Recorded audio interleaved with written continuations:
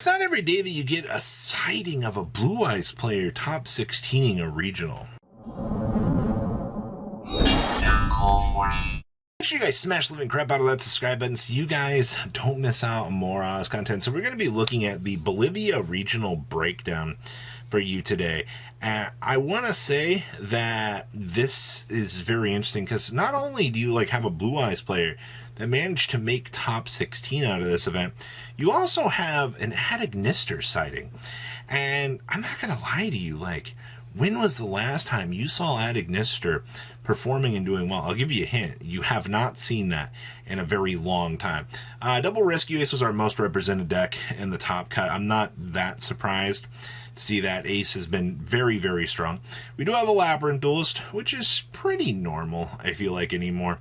We also have Branded Chimera and regular Branded sitting at the dinner table here. We also had a Kashtira Duelist, and we also have a Rika Sun Avalon kind of stepping on up into the light here and kind of challenging the meta. I'm fairly impressed. Let's pass on over to those deck lists. Our regional here is none other than the Rescue Ace deck. And, looking at this, am I surprised by these ratios? No, not at all. This actually looks pretty incredibly standard. With the triple hydrant, double Diabellstar, triple wanted. I can't wait to see how this deck is going to try to evolve itself in the future here. Also, the Decode Talker package in here for the little draw engine. I think a lot of people kind of underestimate how much free little advantage that stupid little package can get you.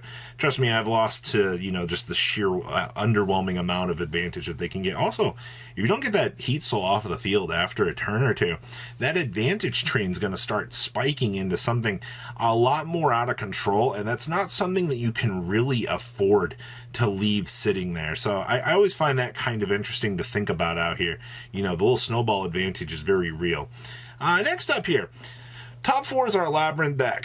Triple transaction rollback, baby. You gotta love to see it. All right, and of course, the #1 Buzz King. What other interesting things? We're still playing the triple pot of Extrav, the one field spell. Now, this build also played a Called by the Grave. Interesting. Looking at that, we're also playing one of the Red Maid with triple Ariana. I feel like that's fine. We're also playing triple Drone Lockbird. And we're also playing only one Welcome Labyrinth in here. So this build feels like it doesn't need the little extra fat you're kind of generating along the way. Keep in mind, post-side decking, you do still see the Eradicator, the different dimension ground. A lot of those power cards that have, I feel like, become pretty normal to actually see. We've seen how stupid this deck can actually be now. The transaction rollback has actually come out. Also main decking the Mudora and the secondary shuffler. Okay, what else we got back here?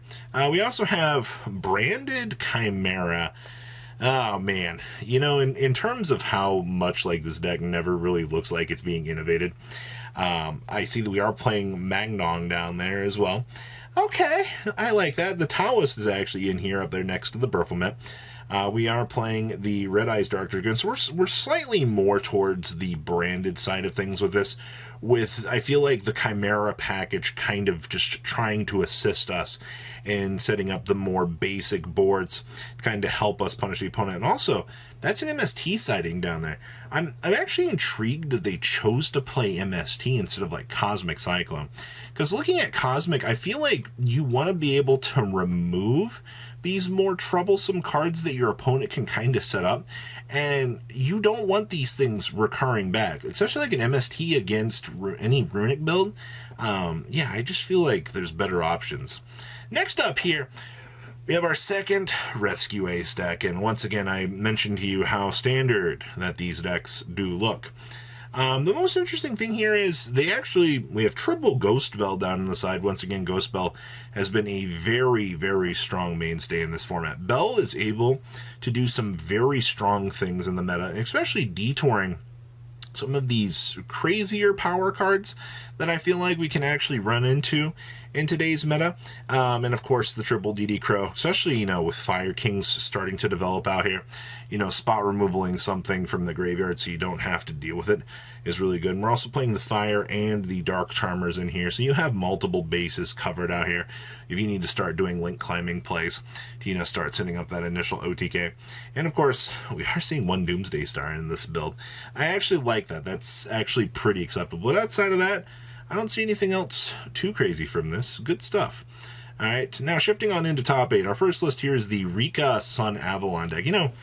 Ever since they hit Healer and Dryas to 1, we've had to go more towards the Aromage side of things. You got to have these cards to kind of start setting up as the initial little combo pieces along the way so you can start to do, link climbing. It's a little bit more work and not quite as free as it was with the previous builds.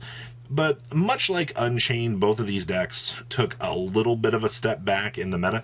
They're not at all extinct. It's just, once again, you got to work for these a little bit more. I see that we're on double evenly in the main, double imperm, with siding the additional evenly and imperm.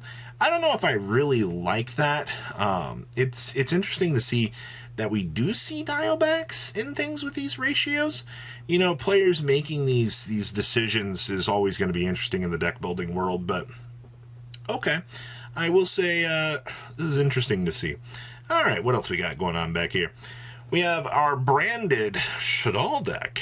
Okay. We're actually main decking triple Shaddoll Fusion as well. Holy crap. So basically, this is Winda Turbo at this point. I guess thinking about it, Winda is still kind of an important card in the meta, being able to punish your opponent and say, no, you've already special summoned, sorry. Also with Schism, and you also have the Reshadol in there as well. Okay. You do see the triple Droll and the double Pinkertops. I feel like both of those are pretty normal things to actually see now. They're either going to be present in the main or in the side. Only double Albaz, that's fine. Triple Brain Diffusion, yeah, not a lot of real leeway in this build. Also the fact that, Construct could just kind of come out of left field. I can tell you how many people aren't actually prepared for a random Construct to come ruin their day. Like, good stuff. This deck definitely had the element of surprise. Next up is our Adignister deck. And looking at all of these side decks that I've seen through this event so far, I understand why this deck was able to do well. You're not doing the crazy make a huge monster Link 6. What you're doing is you're using this stuff, set up this super turbo Firewall Dragon, and then, once you have the big Firewall Dragon established, you put the pressure on your opponent, and they don't really get a lot of, I guess, chance to kind of respond. Also, there's no Nibiru anywhere, so this deck is just kind of free to kind of set them do whatever it wants.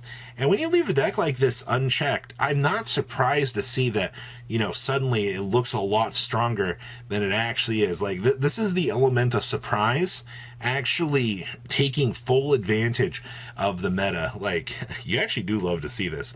Next up is our Kashtira pile out here.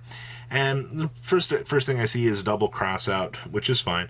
We also have the Master of Blades in the extra deck. Now that's actually kind of saucy. I also see down there next to the Zeus and next to the Dracosac, we're actually playing another one of the rank 7s. That one's actually not really super popular in a lot of these deck builds. I will say it's interesting to see, but you don't really tend to see that all that much. Also, we're main deck and Shifter. I feel like that's one of the selling points of this deck, right? If you're looking at the meta and you're looking at trying to play something to kind of detour it, like, that's what you want to do. I also see we have double Summon Limit down there, double Judgment, the triple Evenly. Your side deck is beautiful at making sure that, you don't get destroyed by the meta. And I also see Harpy's Feather Duster as well. Okay, so this deck just looks amazing, feels amazing.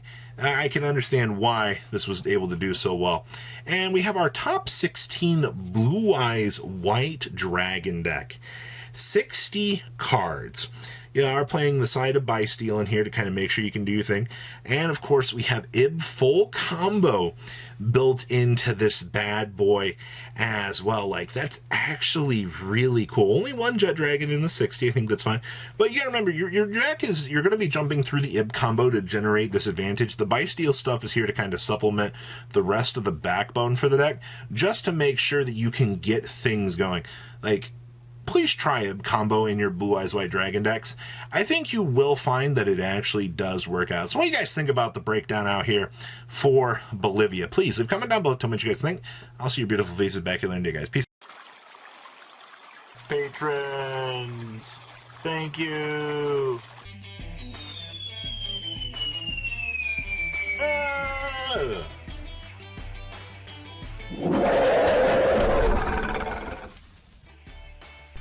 Thank you so much for watching. Check out these other videos.